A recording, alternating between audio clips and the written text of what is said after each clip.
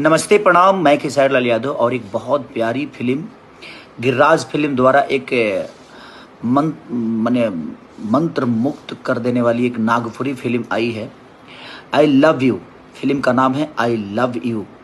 और उसका निर्माण किया गया है जो 4 अक्टूबर को झारखंड के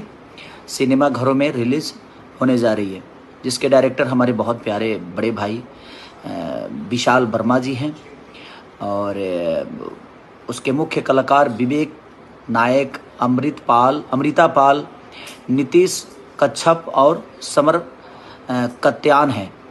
और फिल्म का ट्रेलर और गाना गिरिराज फिल्म के ऑफिशियल यूट्यूब चैनल पर रिलीज़ हो रहा है, तो आप जाइए उस खूबसूरत फिल्म का आनंद लीजिए, उसको अपना प्यारा आशीर्वाद, स्नेह और हमारे विशाल भैया को ढेर सारा प्यार से भर दीजिए, उन कलाकारों को भर दीजिए जिन्होंने इस फिल्म में हिस्सा लिया है। तो इस Nagpuri film I love you, film का नाम आई लव यू और ये नागपुरी है,